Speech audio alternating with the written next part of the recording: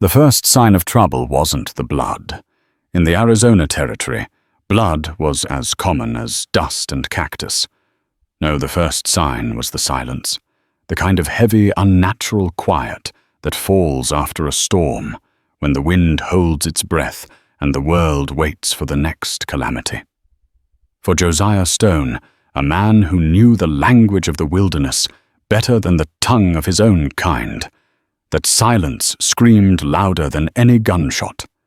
It crept from his barn, a place of hay and horses, and coiled around his heart. Inside, nestled in the shadows, lay a secret that would unravel his solitary life. A woman whose wounds were not just of the flesh, but of a betrayal that threatened to ignite a war across the entire territory. The dust storm had raged for 2 days, a biblical plague of grit and fury that scoured the landscape and painted the sky a bruised ochre yellow. It was the kind of storm that drove men mad or to their knees in prayer. Josiah Stone did neither. He endured it, as he endured everything, with a stoic, weather-beaten patience. His ranch, a lonely speck in the vast, unforgiving expanse of the Arizona Territory, was built for such sieges. The log walls of his cabin were chinked tight, the barn doors barred the livestock, huddled and lowing their displeasure. Josiah, or Jed, as most men knew him, was a man carved from the same rugged material as the land itself. His face was a road map of hard miles and harder suns. His eyes the pale, washed-out blue of a winter sky holding a sorrow so deep it had long ago frozen over. He'd come to this valley 10 years prior, a younger man with a wife, a son, and a heart full of dreams. The cholera epidemic of 73 had taken 2 of those things, leaving him with only the land and a silence that had become his most constant companion. On the morning of the 3rd day, the wind finally died, leaving behind a world transformed. A thick blanket of reddish-brown dust covered everything, softening the sharp edges of the corrals and muffling the sounds of the waking world. It was in this strange, muffled quiet that Jed felt the first prickle of unease. It wasn't a sound, but the lack of one. His mare Daisy, a creature of habit and nerves, was usually the first to greet the dawn with a whinny. Today, there was nothing. With his Winchester rifle cradled in the crook of his arm, a habit as natural as breathing, Jed crossed the newly sculpted dust dunes of his yard towards the barn. The heavy wooden doors secured with a thick iron latch were as he'd left them. He lifted the latch, the groan of the metal unnaturally loud in the stillness, and pushed one door inward. A single shaft of dusty light pierced the gloom, illuminating a swirling universe of golden particles. The familiar smells of hay horse and leather filled his nostrils, but underneath it all was something else, a coppery metallic tang that raised the hairs on his arms. It was the scent of freshly spilled blood. His eyes, accustomed to the dim light, scanned the familiar space. The stalls were quiet. Daisy was there, standing unnervingly still, her ears twitching, her wide eyes fixed on a dark corner of the barn. Following her gaze, Jed saw it, a heap of what looked like discarded blankets piled against a stack of hay bales. But blankets didn't bleed. A dark, viscous stain was spreading slowly from the bundle, soaking into the dry, thirsty hay. He raised the Winchester, his thumb resting on the hammer. "All right, whoever's in here, show yourself." He called out, his voice a low, gravelly rumble that hadn't been used for conversation in days. There was no answer, only the soft, rhythmic shoosh of his own breathing. He took a cautious step forward, then another, his boots sinking into the thick layer of dust on the barn floor. The silence stretched taut as a wire. He nudged the bundle with the barrel of his rifle. A soft groan, barely audible, escaped it. It wasn't an animal. It was human. Kneeling down, Jed pulled back the edge of the rough spun blanket. He wasn't sure what he expected. A wounded outlaw, maybe. A drifter caught in the storm. He did not expect to find a woman. She was young, probably in her early 20s, with high cheekbones and skin the color of warm, polished copper. Her hair was a river of jet-black silk, fanned out in the hay matted with dust and blood. She was dressed in a finely worked buckskin dress adorned with intricate quill work and beading that spoke of a status far above that of a common wanderer. An amulet, a complex design of turquoise and silver beads, hung around her neck, half hidden in the folds of her dress. She was Apache, and she was wounded. Badly. A dark, ugly hole marred the buckskin over her left shoulder, the fabric stiff and black with dried blood. Her breathing was shallow, her face pale beneath its natural color. Jed's first instinct was a knot of pure, unadulterated suspicion. The Apache were a constant, simmering threat in this part of the territory. Raids on isolated ranches were a brutal reality, stories told in hushed, fearful tones in the town of Redemption, 10 miles to the east. The name itself, Apache, was a word spat like a curse. He had his own bitter history, a story he told himself about a raid that had happened years ago, a loss he unfairly pinned on the local tribes in his grief. He stood up his mind a battlefield of conflicting impulses. The smart thing to do, the safe thing, was to ride for Redemption and fetch Sheriff Brody. Let him handle it. An Apache, wounded or not, was trouble. But then he looked down at her again, at the vulnerability in the slack line of her jaw, the way her hand was curled loosely, as if reaching for something that wasn't there. She was no older than his wife Mary had been when they first staked this claim. "Damn it all to hell," he muttered to the dust motes dancing in the sunbeam. With a sigh that seemed to pull up years of weariness from the soles of his boots, he holstered his rifle. He scooped her into his arms. She was lighter than he expected, a fragile weight against his chest. As he lifted her, her head lolled back and her eyes fluttered open for a brief, terrifying second. They were dark, fathomless pools of pain and pure, undiluted hatred.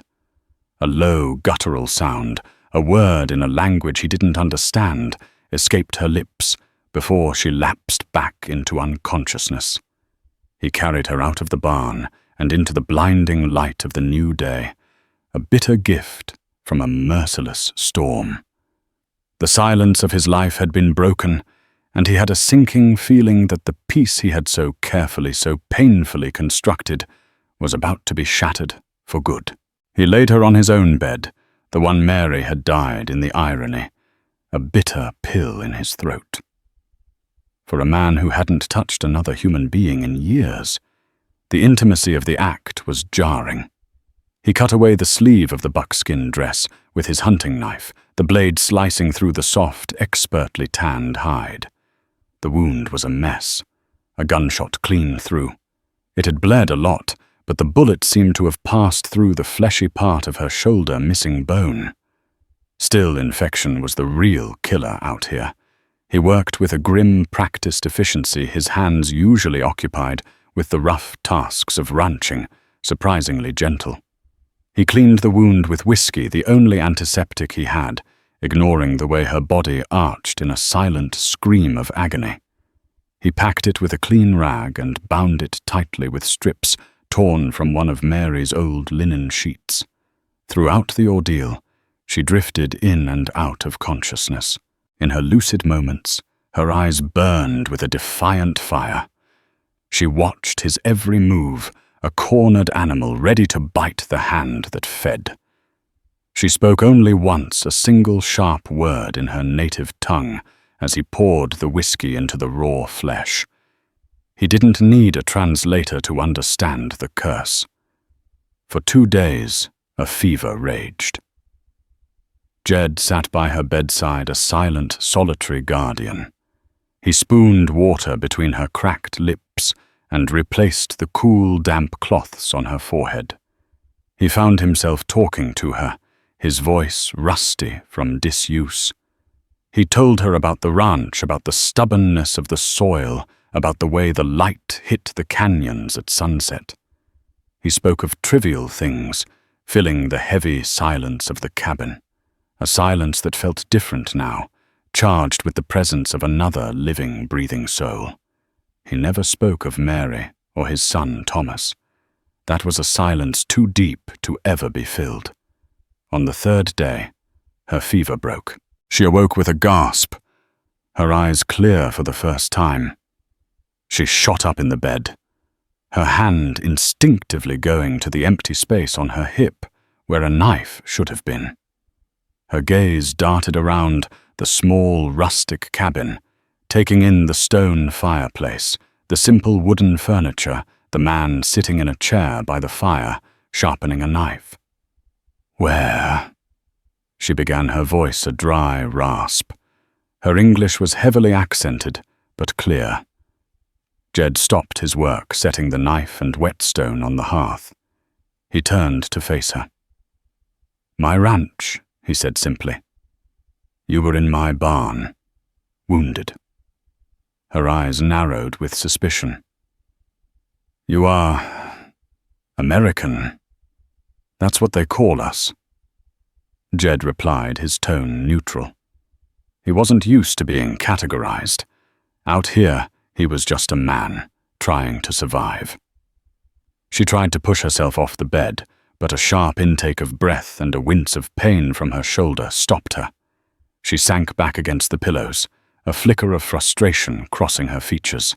"Easy now," Jed said, getting up and pouring a cup of water from a bucket. "You took a bullet." "Need to rest." He held the tin cup out to her. She stared at it, then at him, her dark eyes searching his face for any sign of deception. After a long moment, she took the cup, her fingers brushing against his. The touch was electric, a jolt of warmth and life that startled them both. She drank greedily, then handed the cup back, her gaze never leaving his. Why she asked the single word hanging in the air between them.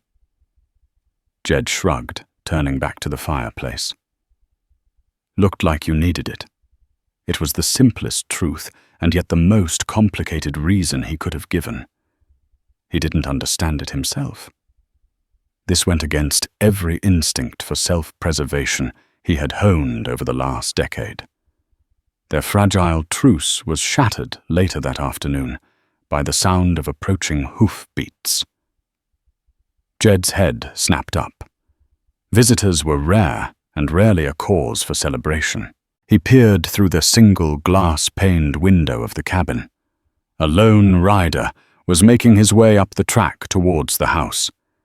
Jed recognized the lumbering gait of the horse and the stout figure of its rider immediately.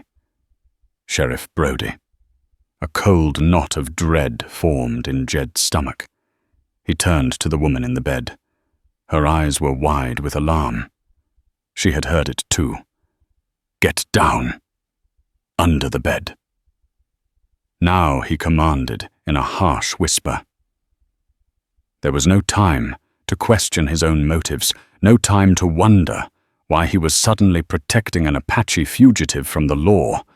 The instinct was primal absolute. She hesitated for only a second, then slid silently from the bed and slipped underneath it, pulling the rough woolen blanket with her, just as a heavy knock rattled the cabin door. Jed took a deep breath, smoothed the non-existent wrinkles from his shirt, and walked to the door.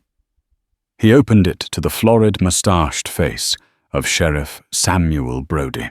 Josiah Brody said, his voice a hearty boom that always seemed too large for its owner. "Good to see you survived that blow. Thought I'd ride out, check on the folks on the outskirts," Sheriff Jed acknowledged with a curt nod. "Just dust Nothing I ain't seen before. Brody's eyes roamed past Jed, scanning the interior of the cabin.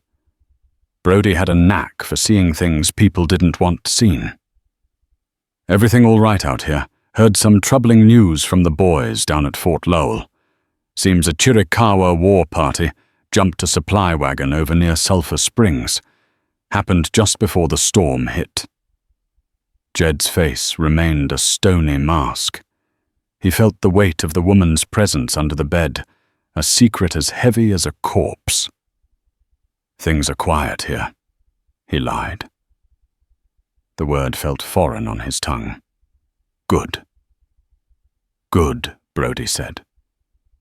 Though his eyes lingered on the bed, on the rumpled sheets, and the indentation in the pillow.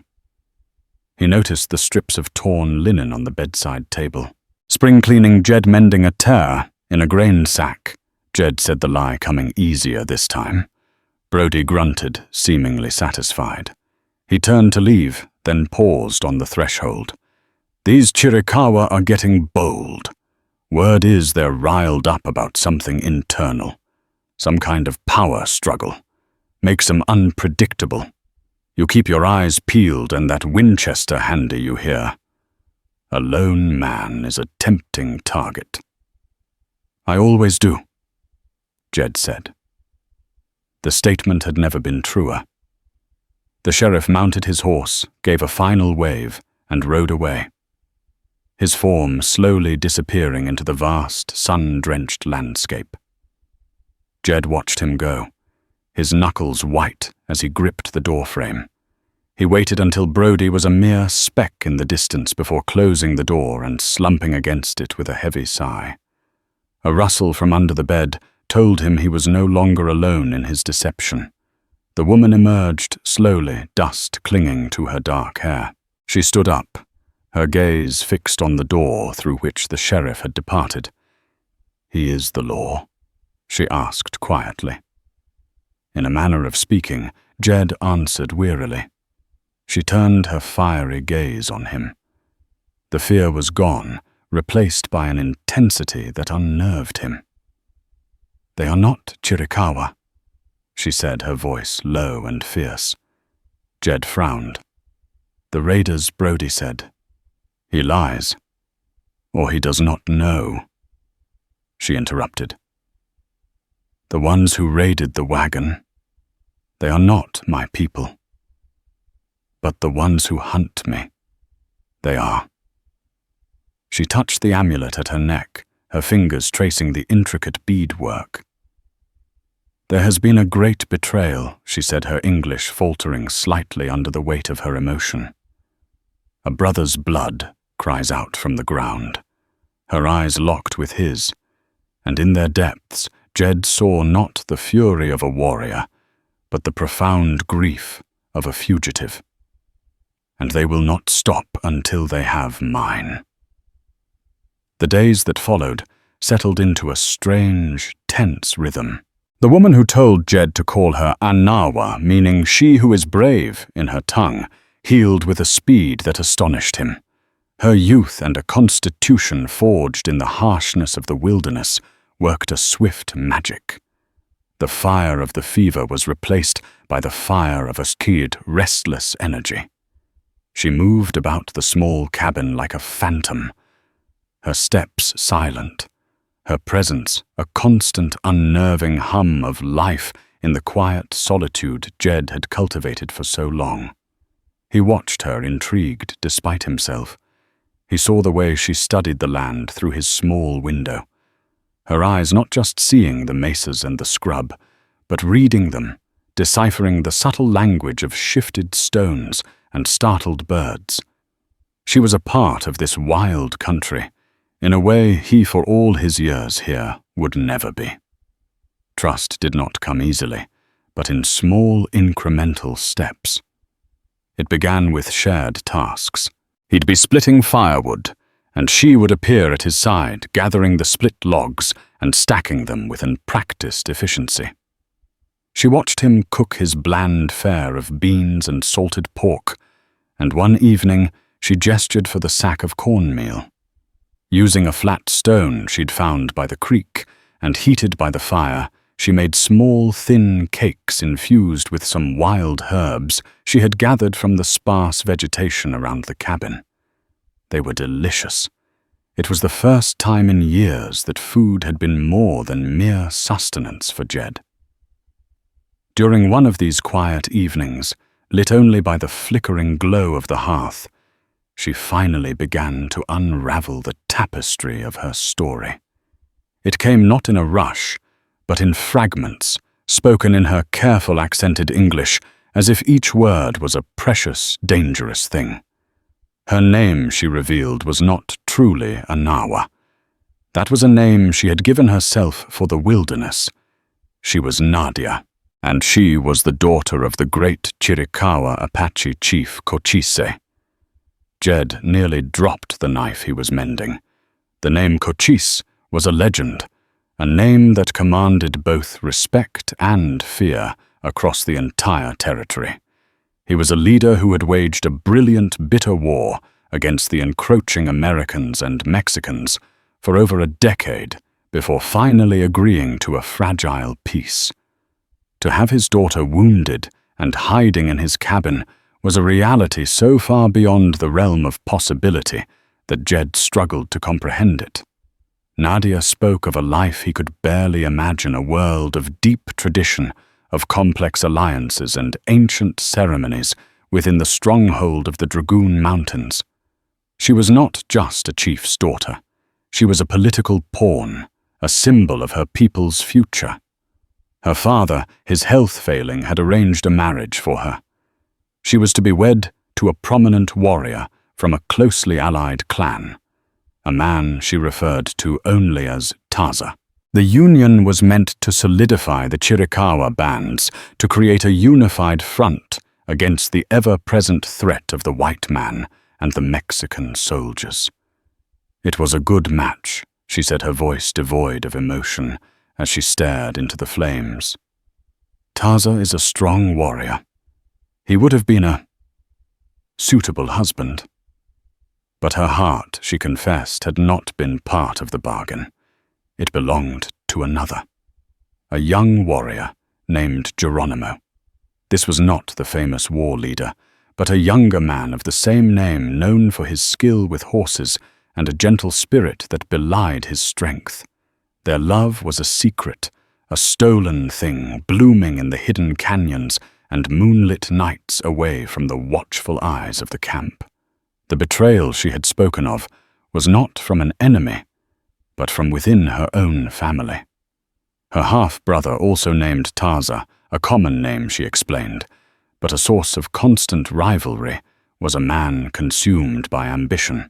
He was Cochise's son, but he lacked the respect and loyalty of the other warriors that his father commanded. He saw Nadia's arranged marriage as a political maneuver that sidelined him. He craved power, and he saw Nadia's secret love as the perfect weapon. My brother Nadia's voice trembled the first crack in her stoic facade. He found us. He did not confront us. He waited. He watched. One night, Taza followed them. In a secluded grove, he ambushed Geronimo. He did not kill him in an honorable fight.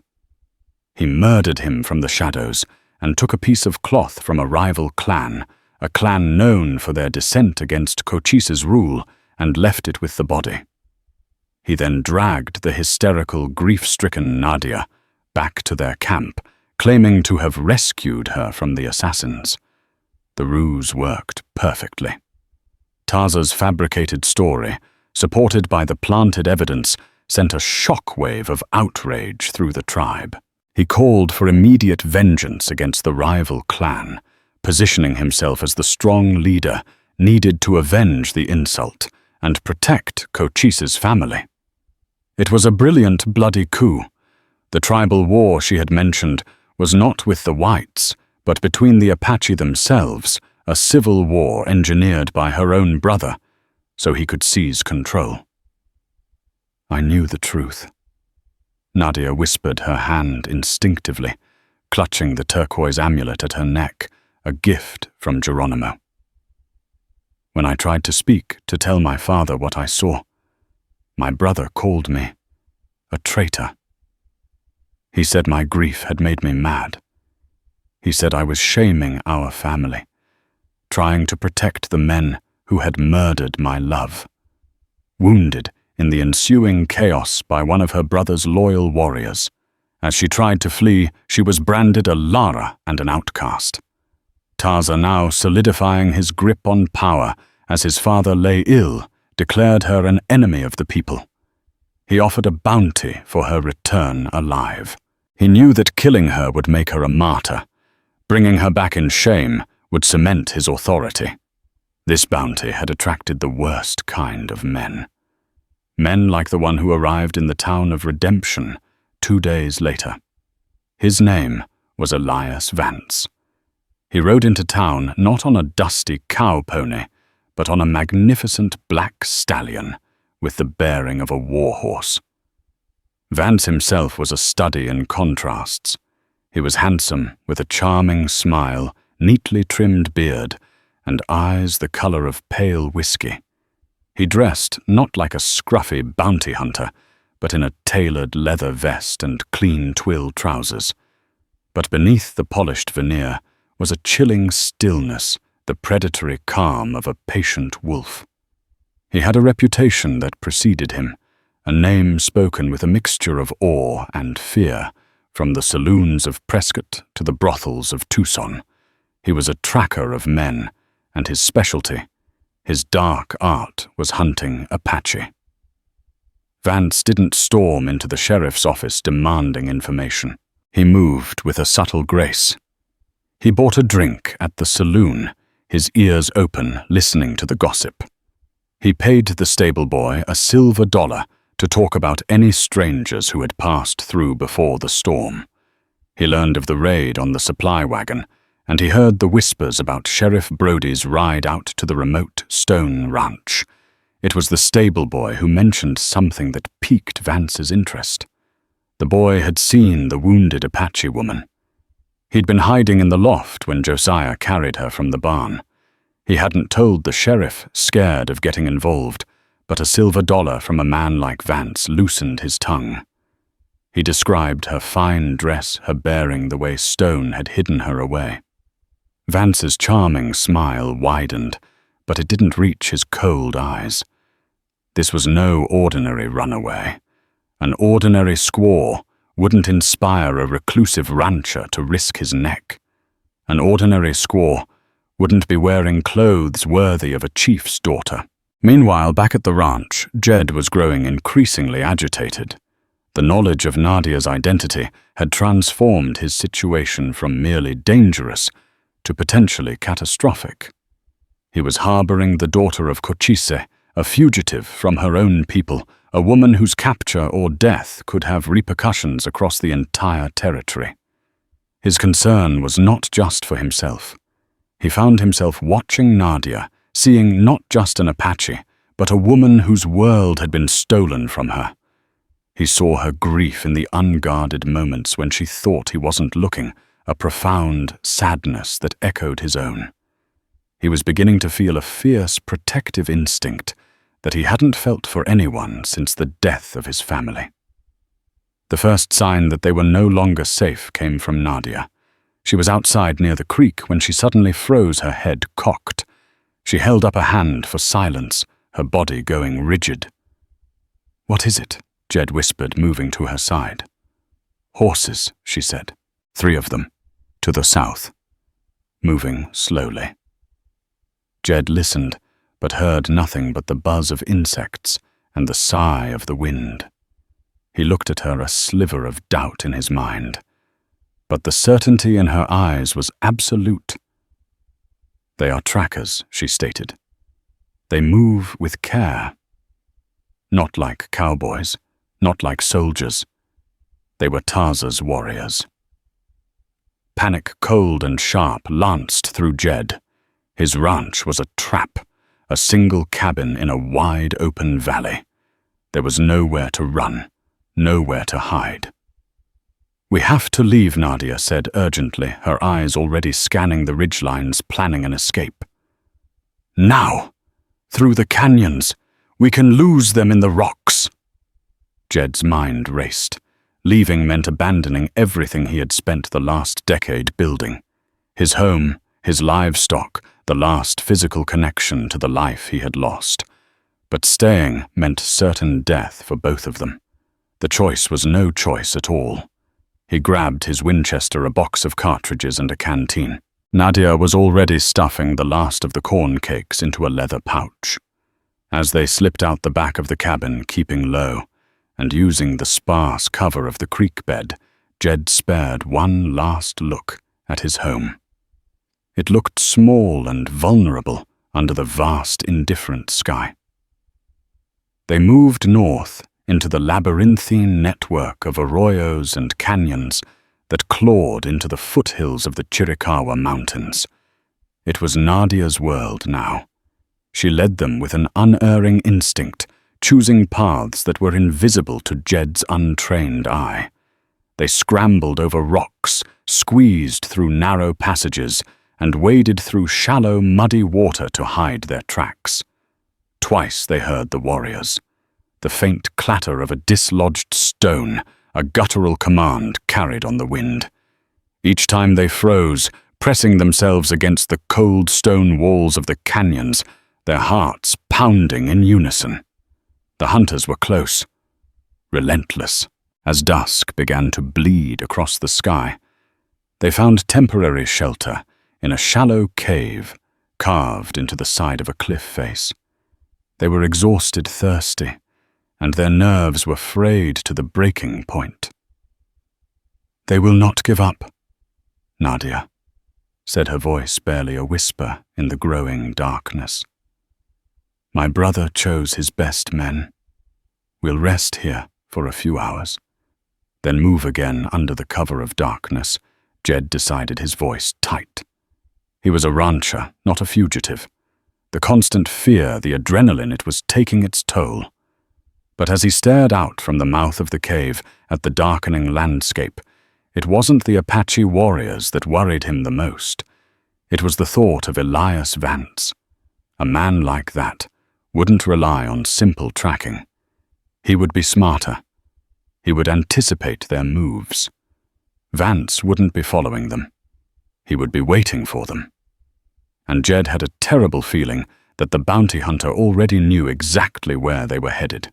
While Jed and Nadia scrambled through the unforgiving canyons, Elias Vance played a more cerebral game. He did not bother with the arduous task of tracking them through the rocky labyrinth. That was grunt work, fit for the Apache warriors he knew were already narrowing the chase. Vance operated on a higher plane of prediction and psychology. He sat on the porch of the Redemption Saloon, a map spread before him, and thought not like a hunter, but like the hunted. He knew they were panicked, exhausted, and led by the Apache girl. Where would she guide the rancher?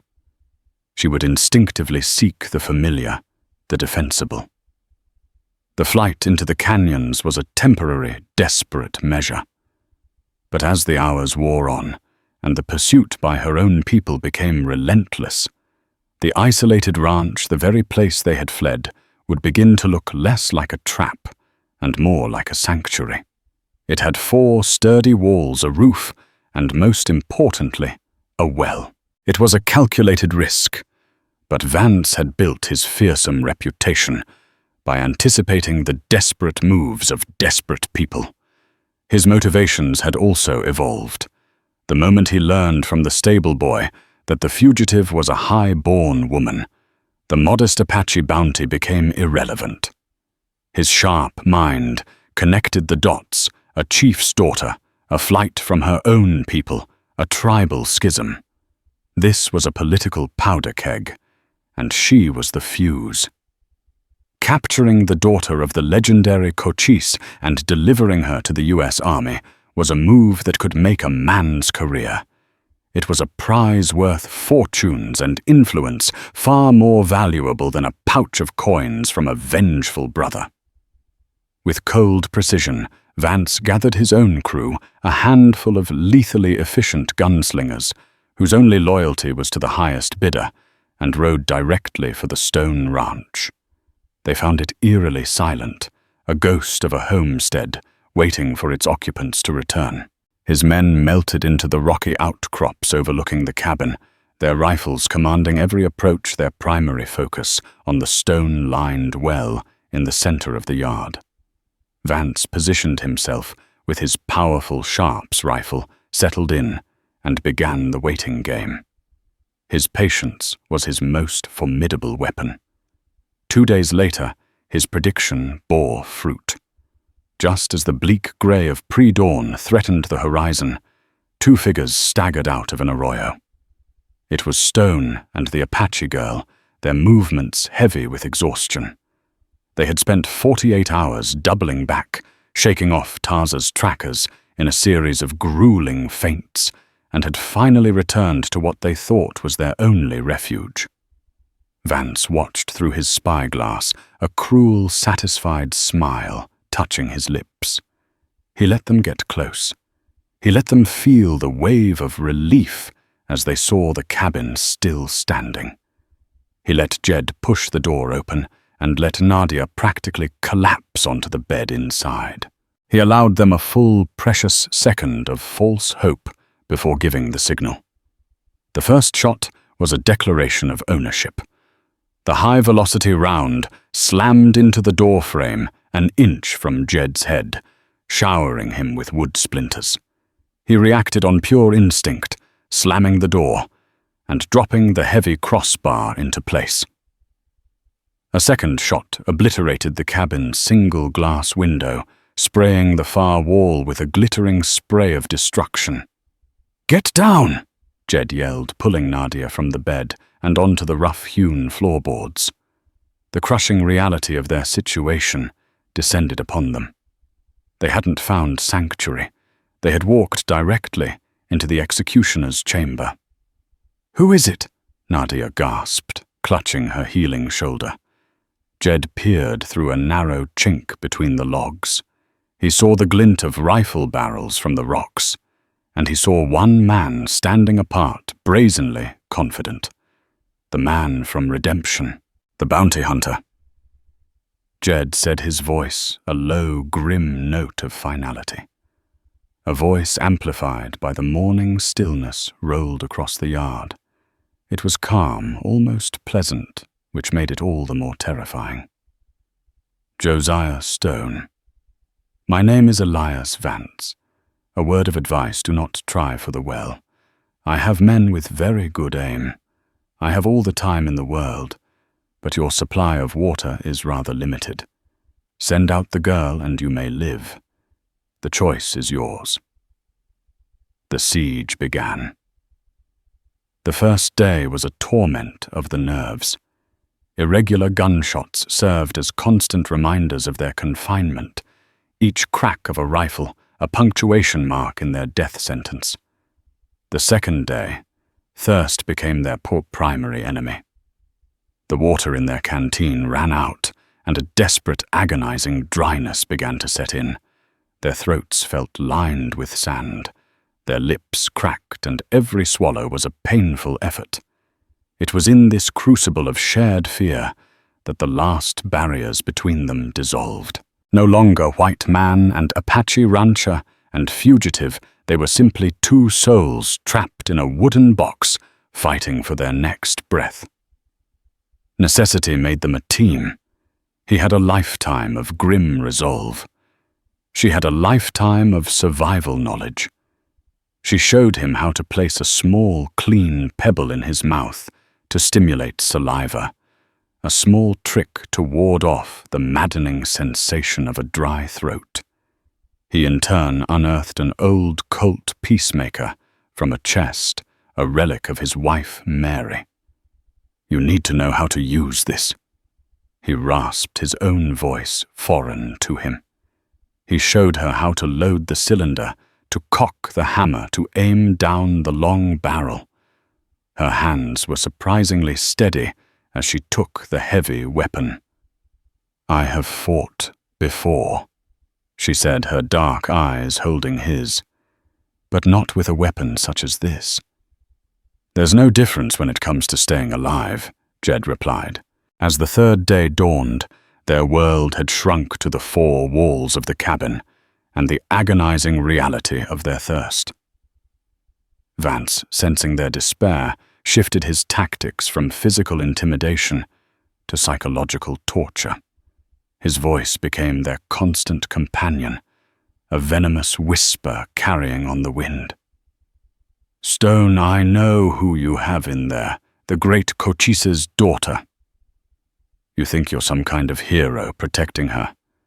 You're harboring a traitor. Her own brother put the bounty on her head, said she dishonored her family and tried to start a war with her lies." Jed glanced at Nadia. Her face was a mask of cold fury, but a flicker of pain showed in her eyes. Vance's disembodied voice continued twisting the knife. "And what about you, girl? What do you see in him? A broken man in a broken home. Everyone in Redemption knows the story. Lost his wife and child right here on this land. Cholera, they say. But I've heard other whispers. Stories of a lone Apache raid years ago. A woman and child caught undefended. Perhaps it was your people who emptied his life of meaning. Isn't that a beautiful irony? He's protecting a symbol of the very people who destroyed him." The words struck Jed with the force of a physical blow. It was a lie he had half believed himself for years. A convenient target for a grief too vast to comprehend. To hear it wielded as a weapon by his tormentor was a unique kind of violation. The final crushing blow to their hope came that afternoon. A lone rider approached the perimeter. It was Sheriff Brody. For a heartbeat, Jed felt a surge of impossible relief, but it died the instant he saw Brody dismount and walk calmly toward Vance. The 2 men spoke like business partners. Brody gestured to the cabin, then handed Vance a heavy saddlebag. Jed watched through the chink in the wall, his blood turning to ice. The law was not coming. The law had been bought and paid for. Brody's visit days earlier hadn't been a concerned check-in. It was reconnaissance. He had seen the evidence of Nadia's presence and sold them out for a bag of silver. The betrayal was so absolute, so complete, it eclipsed even the fear of death. "We're alone." Jed stated the words, tasting like ash in his dry mouth. Every institution he might have turned to was either hostile or corrupt. He expected to see despair in Nadia's eyes, but instead he saw a fire. She moved to his side, her presence a small, defiant warmth in the cold cabin. She raised the Colt Peacemaker, its steel barrel catching a sliver of light. "No," she whispered, her voice fierce. "We are not alone. We are together, and they have made a mistake. They have left us the night." Something inside Jed shifted. The gnawing despair began to curdle, hardening into a cold, diamond-hard rage.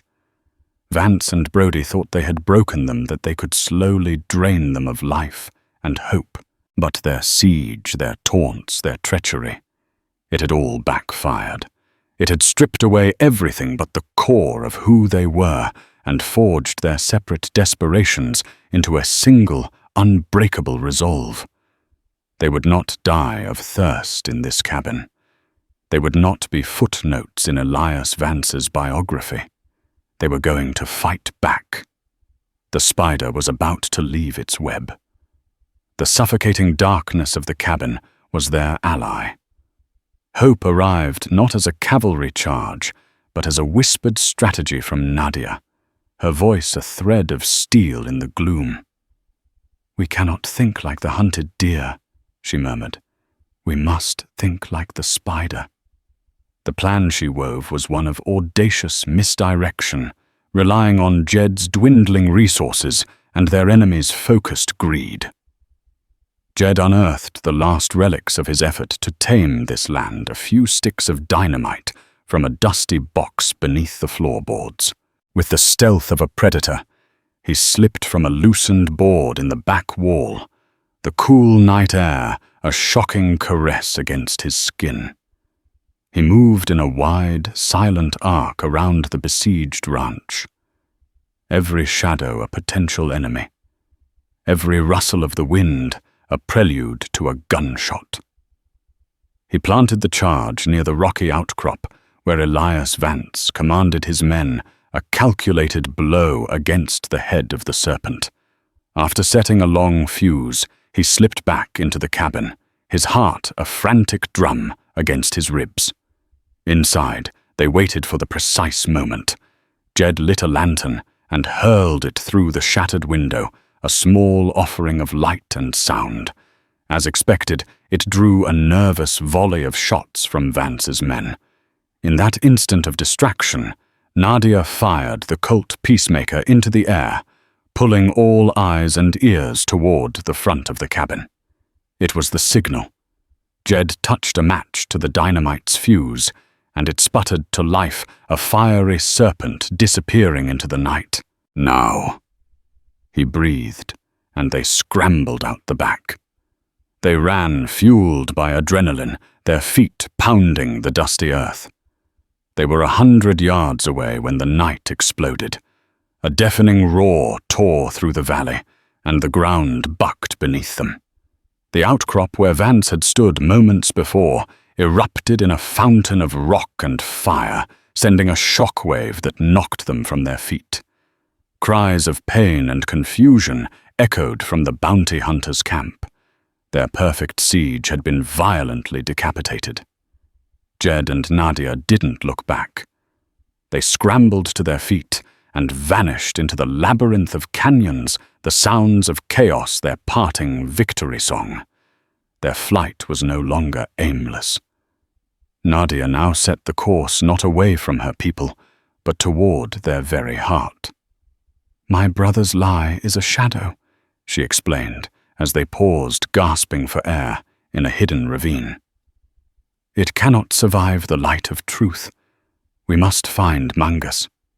He was my father's most loyal warrior, his friend. He will listen."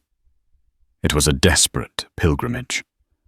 They moved through the harsh country, their bond sealed by shared hardship. He saw her strength, her resilience, and the profound weight of the leadership she was born to. She saw the quiet man of the ranch, transformed his dormant courage, awakened by a purpose beyond his own survival. They were no longer just Jed and Nadia. They were a single unit driven by a singular goal.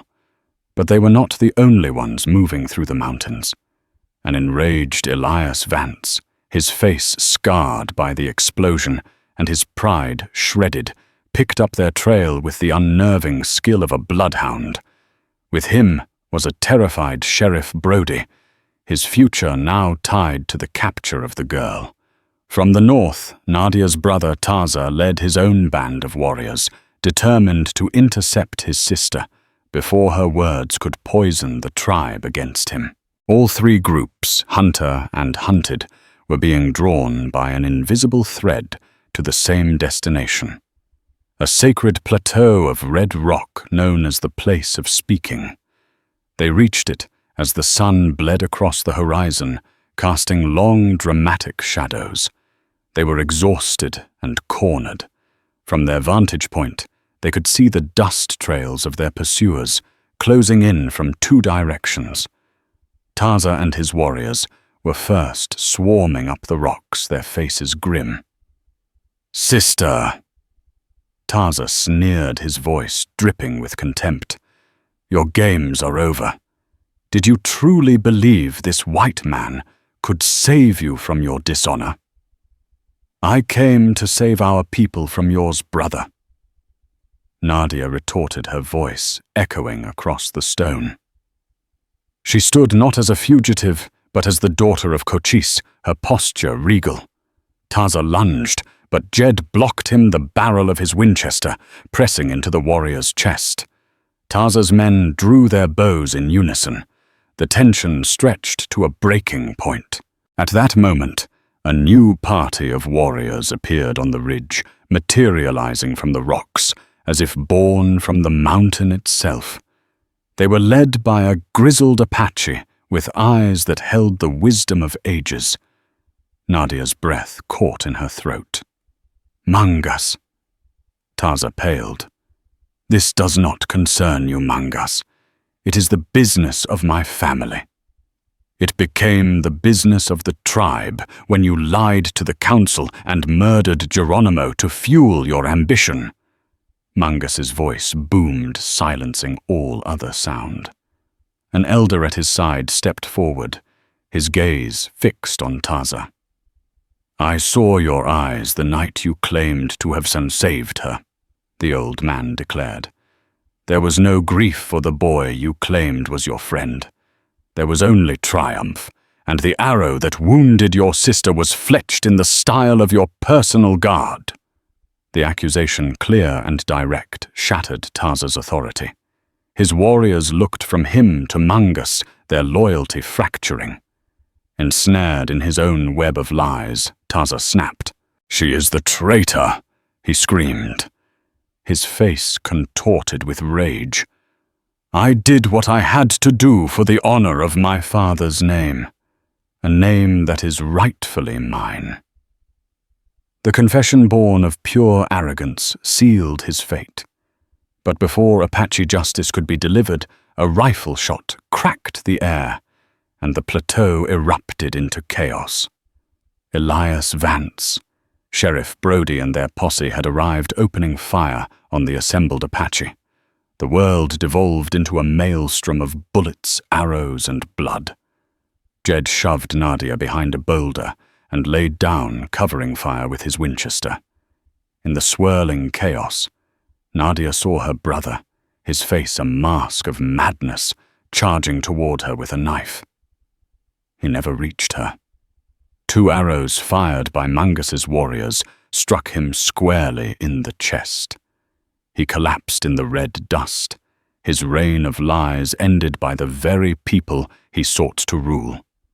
Vance, seeing his prize and the fortune she represented about to be lost, made a final desperate play. He broke from cover, charging directly at Nadia to take her hostage. Jed met him head-on. The 2 men crashed to the ground in a savage, primitive brawl. Vance was a vicious fighter, but Jed was fueled by a fire that had been dormant for a decade. He fought for the woman who had brought him back to life, and with a final surge of strength, he overpowered the bounty hunter, ending his life in the dust of the plateau. As Jed staggered to his feet, bruised and bleeding, the battle was over. The last of Vance's men were dead or had fled. Sheriff Brody, attempting to crawl away unnoticed, was swiftly captured by Mangas himself. The setting sun cast a blood-red light on the silent tableau. The reckoning at the place of speaking was complete. The truth had won. The aftermath of the battle was somber and swift.